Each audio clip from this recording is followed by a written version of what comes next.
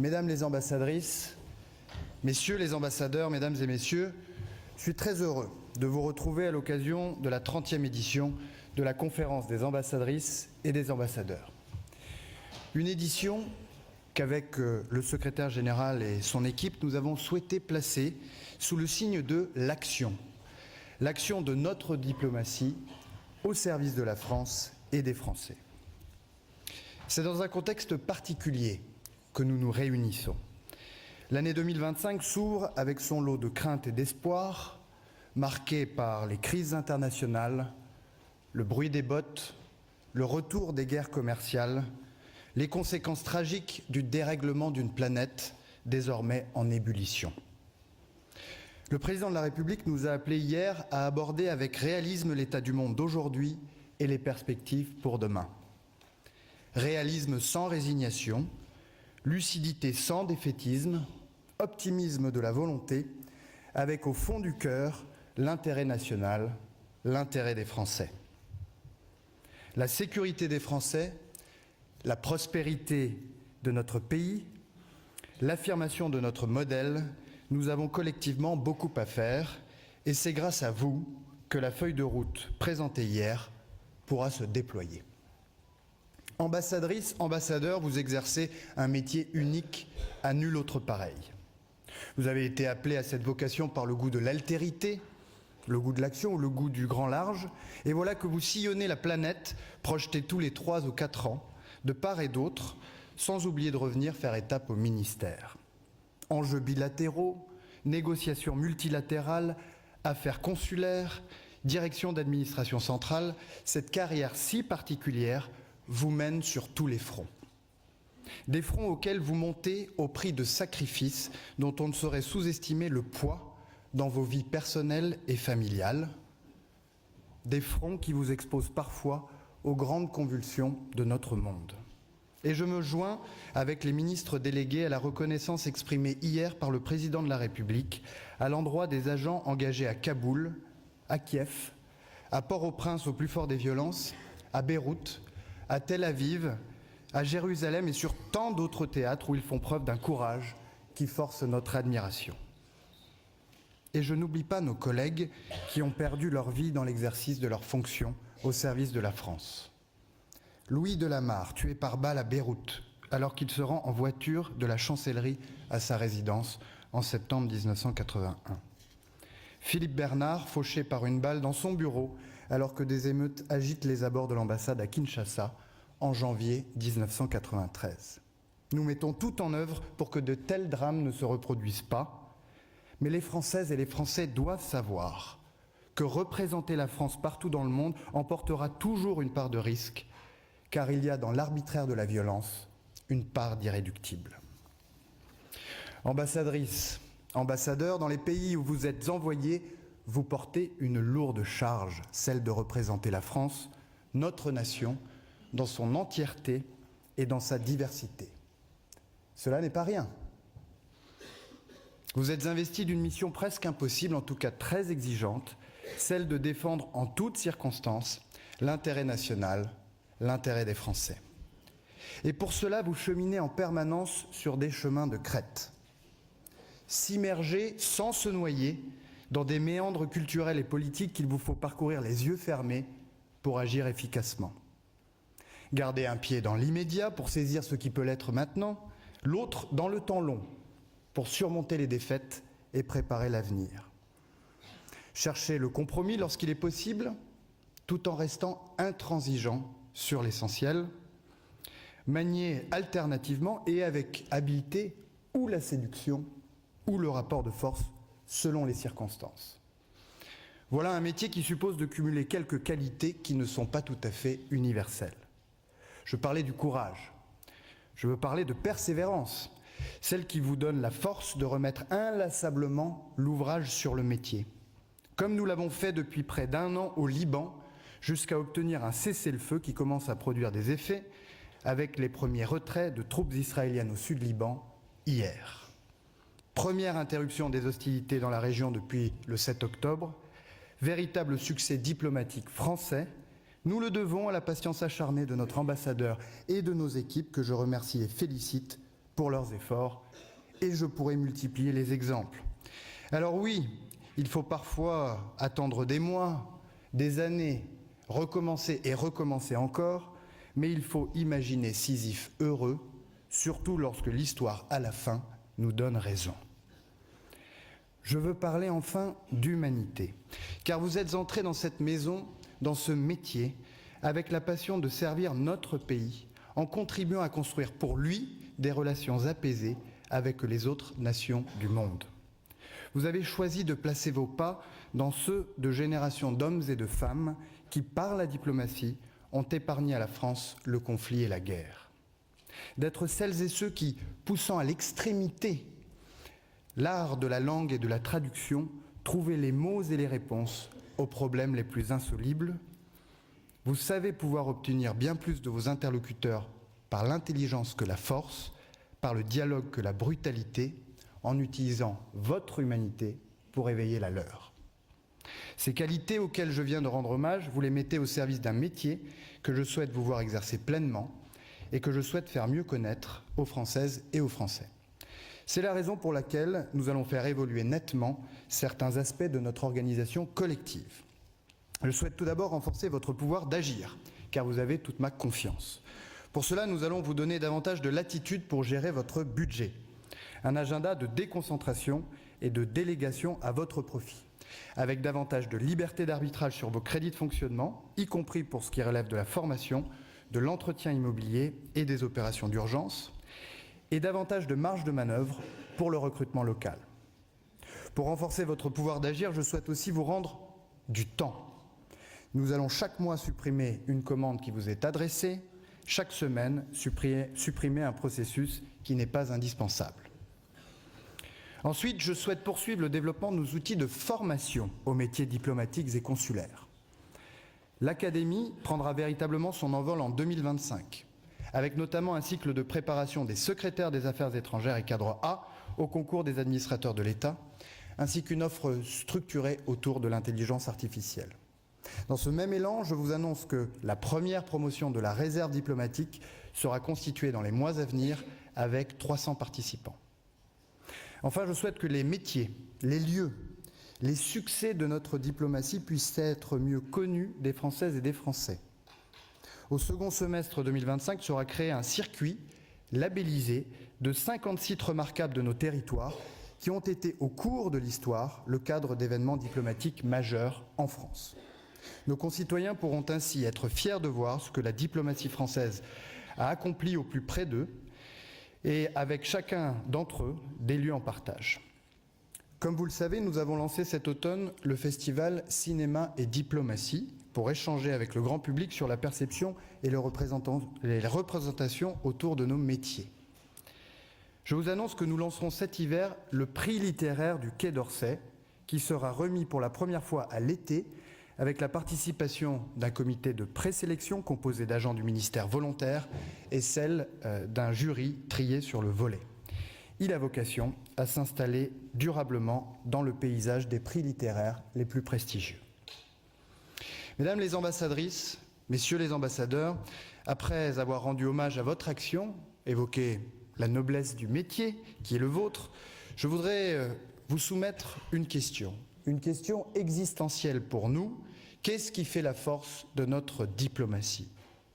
Quels sont les atouts qui permettent à la France de boxer, comme on le dit parfois, au-dessus de sa catégorie, d'être entendue dans le vacarme ambiant et d'entraîner d'autres nations avec elle?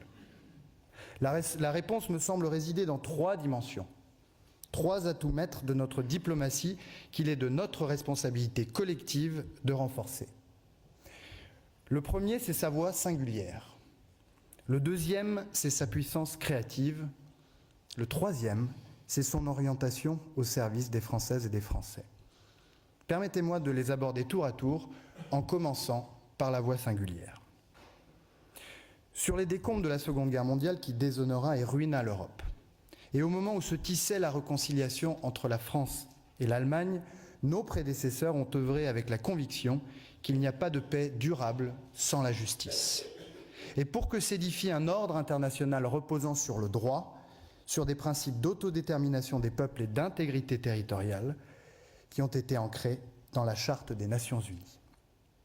Alors que cet acquis majeur a été progressivement contesté et relativisé, alors qu'il risquait d'être relégué au rang de modèle parmi d'autres, nous n'avons jamais dévié. Et si la voix de la France est toujours entendue, si elle est toujours attendue, et si elle est parfois redoutée, c'est parce qu'elle est toujours du côté de la justice, du droit et des règles collectives, dans un monde où ces dernières sont constamment remises en cause. Et souvent, l'histoire nous a donné raison. Il suffit de nous souvenir de celles et ceux qui, hier, ont creusé ce sillon. C'est la voix singulière d'Aristide Briand devant la Société des Nations. Celle de Robert Schuman dans le Salon de l'Horloge qui fait basculer le destin de l'Europe. Celle de Maurice Couve de Murville, artisan de la grandeur de la France et de la politique de dissuasion nucléaire. Celle d'Hubert Védrine, dénonçant l'inacceptable unipolarité du monde. Celle de Dominique de Villepin, refusant d'engager la France dans une guerre injuste en Irak. Celle de Laurent Fabius, annonçant il y a 10 ans l'adoption historique de l'accord de Paris. Et si depuis bientôt 3 ans, nous nous mobilisons si fortement pour que l'Ukraine puisse repousser l'agression russe et retrouver sa liberté, c'est bien sûr parce que le combat des Ukrainiens, c'est aussi le nôtre. Chaque fois que les Ukrainiens reculent, la menace se rapproche de nous et c'est bien la sécurité des Françaises et des Français qui est en jeu. Mais c'est aussi parce qu'accepter de laisser triompher la force brutale de l'envahisseur, fermer les yeux sur ces crimes de guerre aujourd'hui, ce serait autoriser par avance toutes les violations futures, où qu'elles soient, et consacrer définitivement la loi du plus fort. Il en va de même en Syrie, où nous avons combattu avec intransigeance le régime Assad, où nous n'avons jamais cédé à la tentation que certains partenaires ont pu avoir de la normalisation, où nous n'avons cessé de soutenir la société civile, les oppositions en exil, les communautés chrétiennes et toutes celles et ceux qui sont aujourd'hui appelés à construire un nouvel avenir pour le pays. Où nous avons été le fer de lance de la lutte contre l'impunité, en protégeant César et les lanceurs d'alerte de Tadamon et en aidant à documenter les crimes du régime qui devront être punis pour qu'advienne le redressement moral et spirituel de la Syrie. Car pour la France en Ukraine, en Syrie comme ailleurs, toutes les vies humaines sont égales en dignité. C'est pourquoi nous dénonçons les violations du droit international et du droit international humanitaire partout et en tout temps.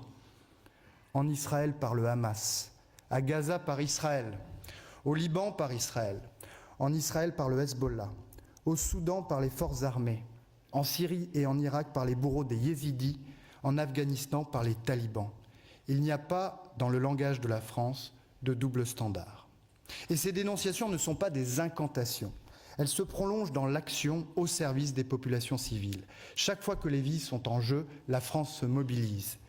1 mois après le 7 octobre, pire massacre antisémite depuis la Shoah, c'est à Paris qu'a été accueillie la première conférence internationale de soutien à Gaza. 1 an après le début de la guerre meurtrière au Soudan, c'est à Paris qu'a eu lieu une conférence internationale permettant de lever 2 milliards d'euros de promesses de dons. 1 mois après le début de l'escalade militaire au Liban cet automne, c'est encore à Paris que nous avons réuni les donateurs pour lever plus d'1 milliard de dollars et éviter ainsi l'effondrement du Liban. Et au-delà des questions de sécurité et d'humanitaire, la France ne détourne les yeux d'aucun des enjeux qui désormais engagent la planète entière, qui ne s'arrêtent pas à nos frontières et qui pèsent lourdement sur le destin des peuples. 10 ans après le succès diplomatique de l'accord de Paris sur le climat, nous avons rendez-vous avec l'ambition. À Paris, à Nice, puis à Belém. La conférence de Nice doit être pour l'océan ce que l'accord de Paris a été pour le climat. Le traité BBNJ, pour lequel notre pays et notre ministère en particulier ont joué un rôle majeur et décisif, doit entrer en vigueur. Je vous appelle à aller chercher les ratifications de vos pays de résidence et j'appelle, avec Éléonore Carrois et les autres parlementaires, à une mobilisation collective pour que nous puissions atteindre nos objectifs. Plus largement, dans la perspective de Nice, je vous appelle à demander aux autorités d'annoncer de nouveaux engagements jusqu'en juin prochain. Mais la voix de la France, qui inlassablement défend l'équilibre et le droit, ne restera crédible à l'heure où le droit est contesté que si nous réformons le droit. Mesdames les ambassadrices, messieurs les ambassadeurs, nous ne pouvons plus attendre pour rendre plus juste ce qui est fort et rendre plus fort ce qui est juste. Cela suppose que chacun trouve sa place dans la gouvernance mondiale. Chaque seconde que nous perdons sur le chemin de la réforme du multilatéralisme alimente le procès en illégitimité de ces institutions. Le succès des BRICS réunis à Kazan, alors même que ses membres n'ont pas de vision commune de ce que doit être demain, est une nouvelle alerte que nous ne pouvons ignorer. Nous en avons parlé ensemble hier. Ainsi, je souhaite qu'aboutissent à l'horizon 2026, quand notre pays présidera le G7, des chantiers cruciaux pour l'avenir de la paix et de la gouvernance mondiale. Alors que l'ONU fêtera son 80e anniversaire, avançons résolument pour qu'une juste place soit donnée à nos partenaires africains au sein de la gouvernance mondiale, du Conseil, des institutions financières internationales. Pour l'adhésion la plus large possible et la mise en œuvre concrète du pacte de Paris pour les peuples et la planète initié par le président de la République. Pour que les initiatives du Forum de Paris sur la paix portent leurs fruits. Pour qu'aboutisse l'initiative du CICR à laquelle nous contribuons aux côtés du Brésil, de la Chine, de la Jordanie, du Kazakhstan et de l'Afrique du Sud pour une pleine applicabilité du droit international humanitaire. Sur ces sujets, je compte sur votre mobilisation sans faille et je vous solliciterai dans les prochaines semaines avec des instructions en méthode. Il en va de la crédibilité de la voix singulière de la France, dont nous sommes les dépositaires, et qu'il est de notre devoir d'entretenir dans l'intérêt du pays et dans l'intérêt des Français. J'en viens à notre second atout, notre puissance créative. Dans un environnement en perpétuel mouvement, où la communication est définitivement désintermédiée, nous avons réussi à nous adapter et à renouveler notre manière de faire de la diplomatie. Comment défendre nos intérêts dans cet environnement? Tout d'abord en nous transformant. Lors des États généraux de la diplomatie voulus par le président de la République et initiés par Catherine Colonna, nous nous sommes posé des questions existentielles. Les 350 recommandations figurant dans le rapport qui s'en est suivi ont été notre boussole et nous les avons suivies scrupuleusement. 80% d'entre elles ont été mises en œuvre ou lancées. Le processus d'affectation est désormais mieux anticipé, les concours se modernisent, les agents sont mieux accompagnés. Fonds Équipe France, conseillers enjeux globaux, renforcement de la communication, notamment en Afrique, poursuite de la modernisation de nos services aux Français de l'étranger, assise de la diplomatie parlementaire et de la coopération décentralisée, tant de changements qui, ces dernières années, ont fait souffler sur notre ministère un vent nouveau qui devra s'amplifier.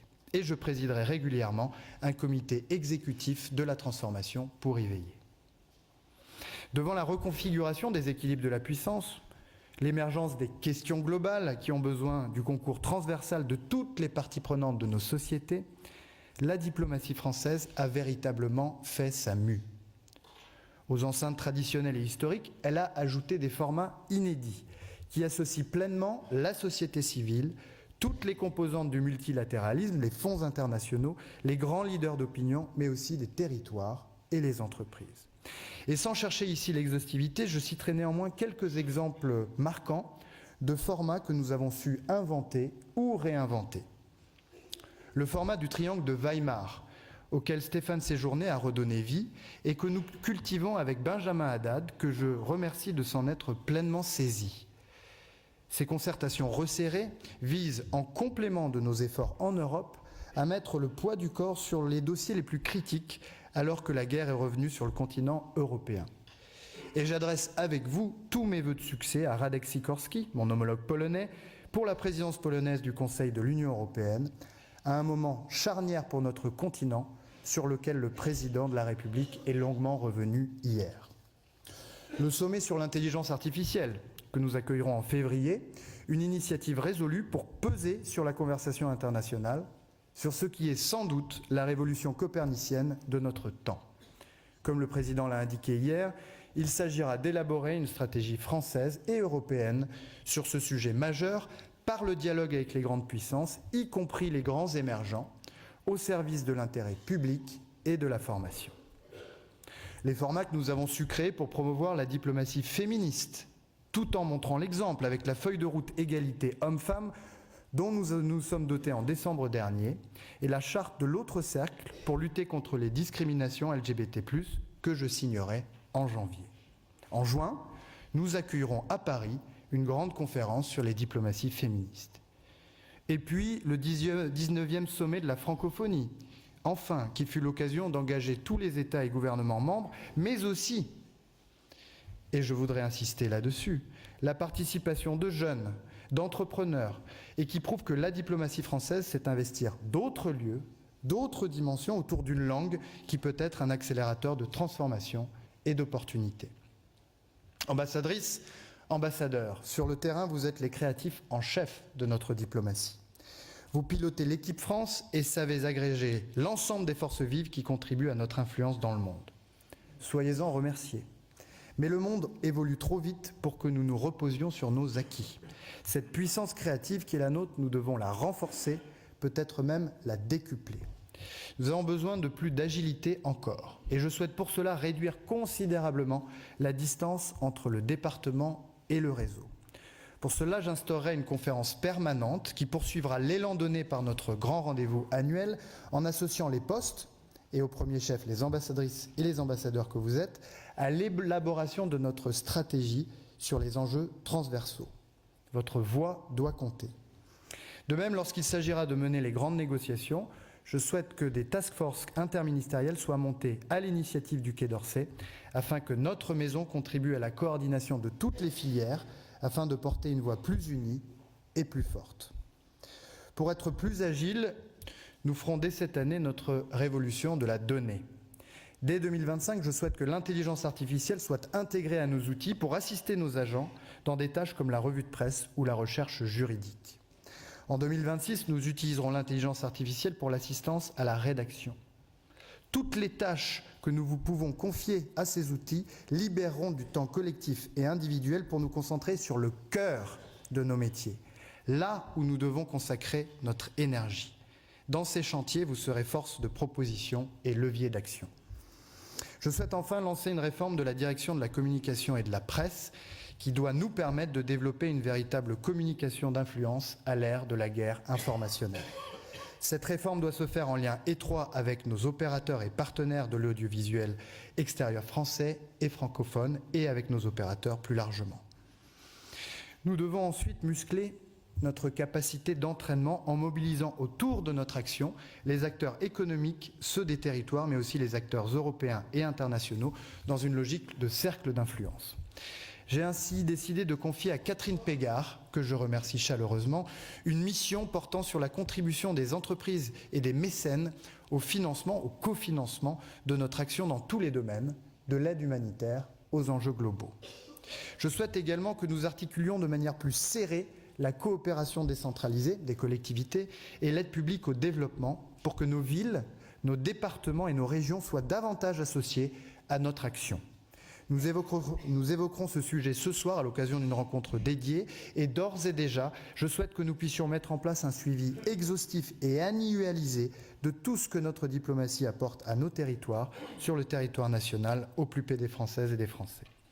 Enfin, pour mieux fédérer, convaincre, promouvoir nos messages, je souhaite, avec le ministre délégué, inviter au moins une fois par an l'ensemble des délégations françaises du Parlement européen au Quai d'Orsay pour faire le point sur les grandes priorités françaises. J'en viens à notre dernier atout, notre troisième atout. Peut-être que nous en avons d'autres que je n'aurais pas eu le temps de citer ce matin.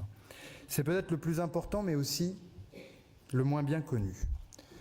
Notre orientation au service des Françaises et des Français, dans les moments heureux comme les plus difficiles, pour répondre à leurs préoccupations du quotidien. Vous pilotez dans l'action consulaire un service public envers lequel les attentes de nos concitoyens sont fortes et dont ils attendent de l'efficacité. Je connais votre engagement pour en améliorer la qualité avec l'appui du département et je vous en remercie. À nos compatriotes établis hors de France, une communauté toujours plus nombreuse, vous apportez un service public de plus en plus performant. Vous avez modernisé les modalités de vote et l'identité numérique sera bientôt déployée. Vous avez mis en œuvre la dématérialisation d'un certain nombre de démarches qui facilitent le quotidien de nos compatriotes. Vous avez amélioré les dispositifs sociaux, par exemple ceux qui nous permettent de lutter contre les violences familiales.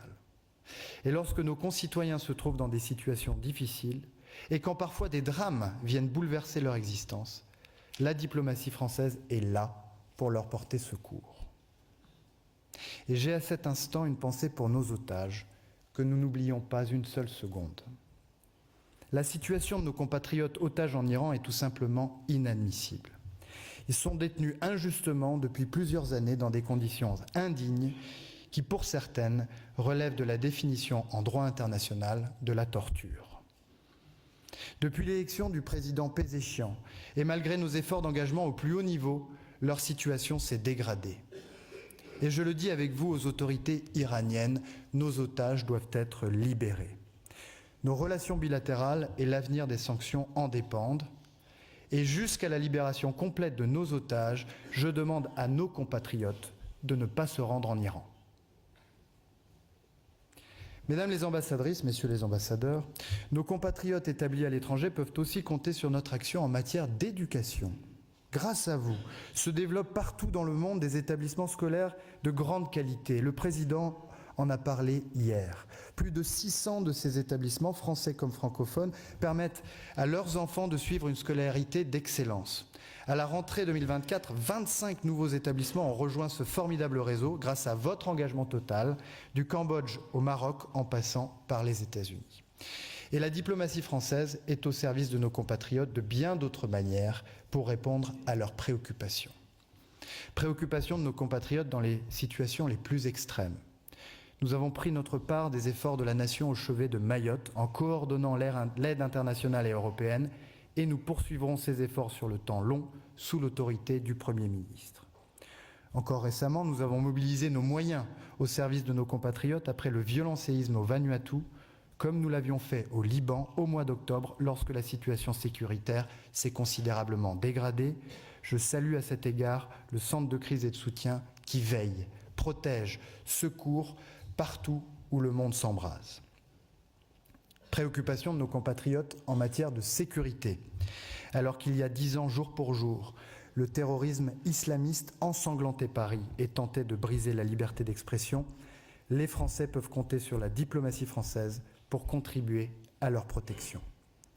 Je veux ici et avec vous saluer la mémoire des victimes de l'attentat de Charlie Hebdo et leur rendre hommage. Et je remercie le dessinateur Jules, véritable ambassadeur de l'humour, qui est venu croquer nos échanges ce matin comme un hommage. Les messages que j'ai portés en Syrie il y a quelques...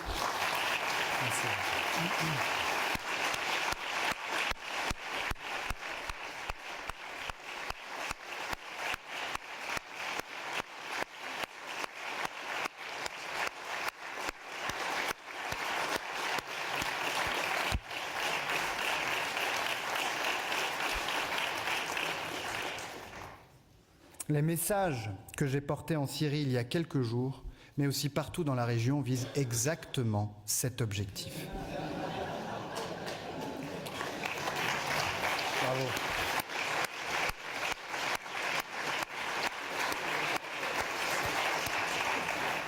Vous verrez, cher Jules, on s'y fait.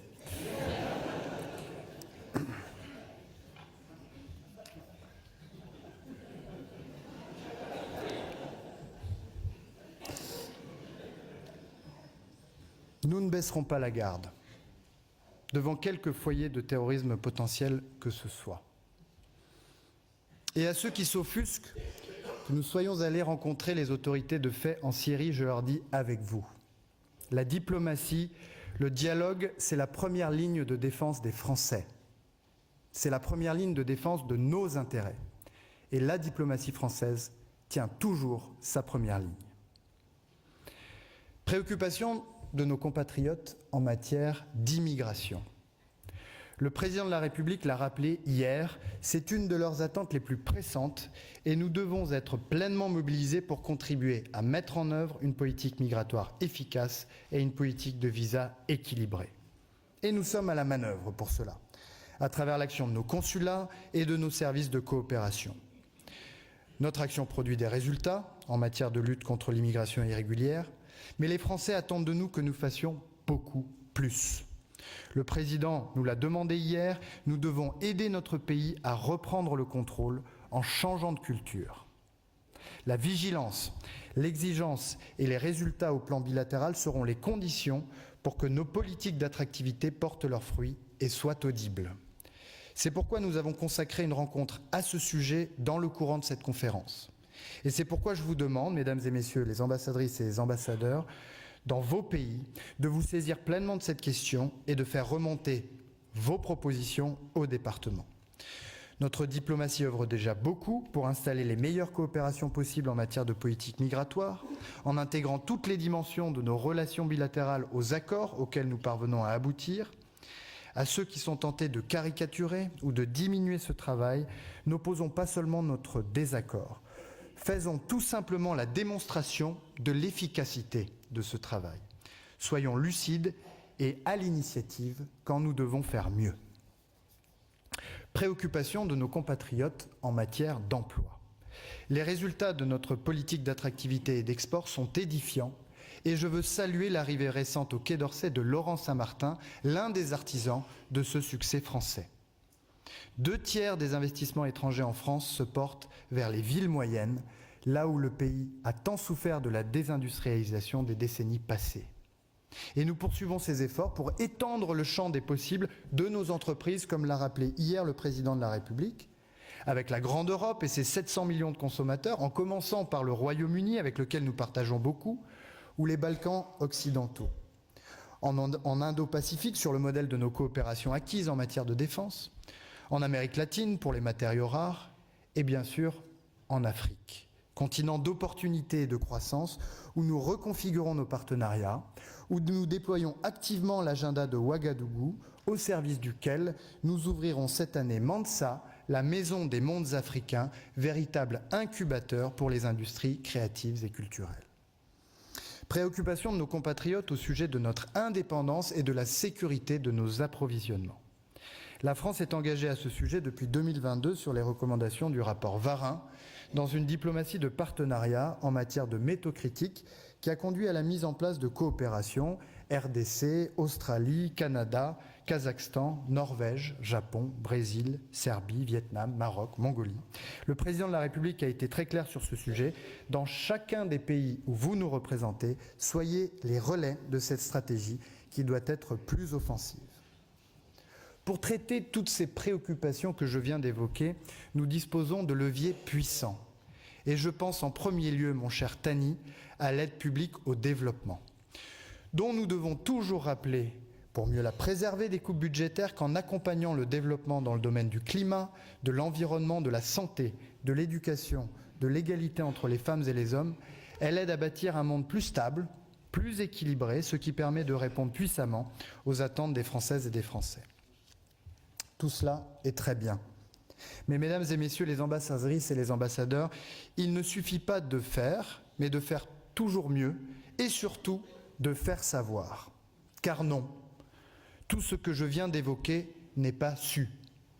Chacun de nous a pu s'en apercevoir lors des débats budgétaires, et je m'exprime devant des parlementaires, où la contribution du ministère à la réponse aux attentes des Français est parfois passée sous silence.